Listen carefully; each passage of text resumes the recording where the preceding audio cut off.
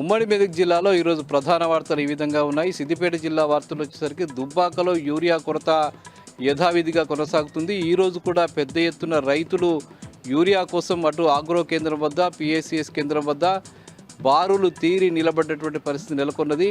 వందలాదిగా వచ్చినటువంటి రైతులంతా కూడా యూరియా కోసం పడరాని పాటలు పడుతున్నటువంటి పరిస్థితి దుబ్బాక వ్యాప్తంగా కొనసాగుతుంది. అటు సిద్దిపేట జిల్లా వ్యాప్తంగా కూడా ఇదే పరిస్థితి కొనసాగుతున్నా కూడా ప్రభుత్వం నుంచి కనీసమైనటువంటి స్పందన కనిపించడం లేదు. ముఖ్యంగా గత వారం 10 రోజులుగా దుబ్బాకలో యూరియా కోసం రైతులు అష్టకష్టాలు పడుతున్న విషయం తెలిసిందే.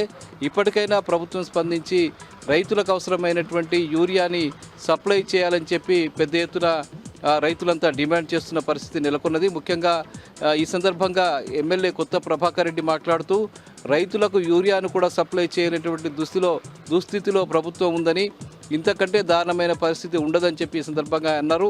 రైతులకు తక్షణమే యూరియా సరఫరా చేయాలని చెప్పి ఆయన డిమాండ్ చేశారు.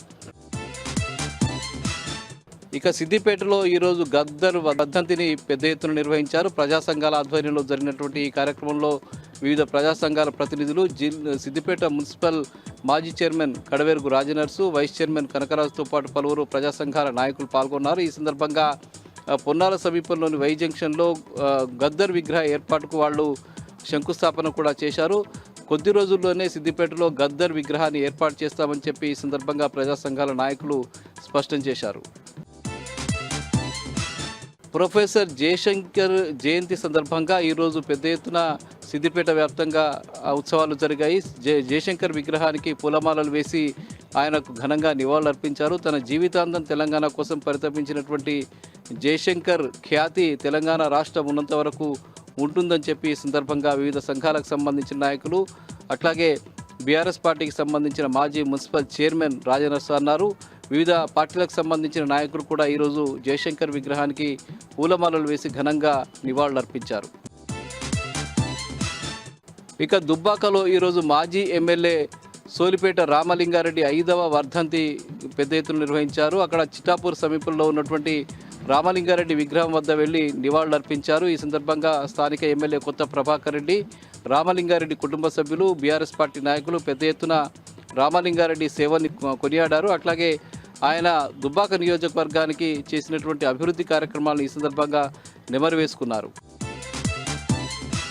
ఇక మెదక్ జిల్లా వార్తలు వచ్చేసరికి మెదక్ జిల్లా కేంద్రంలోని కలెక్టరేట్ వద్ద రేపు బీఆర్ఎస్ పార్టీ ఆధ్వర్యంలో పెద్ద ఎత్తున రైతు సమస్యలపై ధర్నా జరగబోతూ ఉన్నది. ఈ కార్యక్రమానికి మాజీ మంత్రులు హరీష్ రావు, నిరంజన్ రెడ్డితో పాటు జిల్లాకు సంబంధించిన ఎమ్మెల్యేలు సునీత లక్ష్మారెడ్డి, మాజీ ఎమ్మెల్యే పద్మా దేవేందర్ రెడ్డితో పాటు పలువురు నాయకులు పాల్గొనబోతున్నారు. మాజీ ఎమ్మెల్సీ సేరి సుభాష్ రెడ్డి కూడా ఈ కార్యక్రమంలో పాల్గొనబోతున్నారు.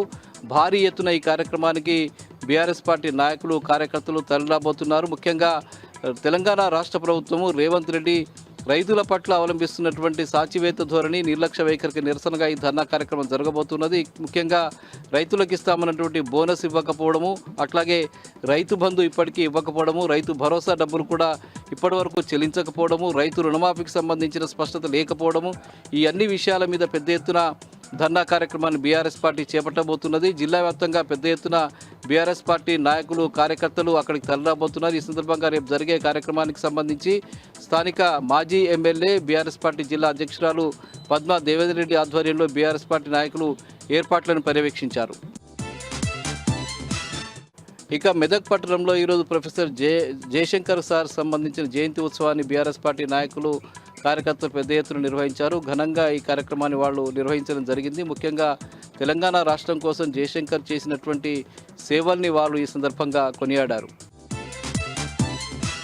ఇక సంగారెడ్డి జిల్లా వార్తలు వచ్చేసరికి సంగారెడ్డి జిల్లా గుమ్మడిదలలో డంప్ యార్డుకు వ్యతిరేకంగా 183వ రోజు కూడా పెద్ద ఎత్తున ఆందోళన కొనసాగింది. గత 183 రోజులుగా గుమ్మడిదల మండలానికి సంబంధించిన 13 గ్రామాల ప్రజలు, నల్లవెల్లి, పేరానగర్ ప్రాంతాలకు సంబంధించిన రైతులు డంప్ యార్డుకు వ్యతిరేకంగా ఆందోళన కొనసాగిస్తున్న విషయం తెలిసిందే.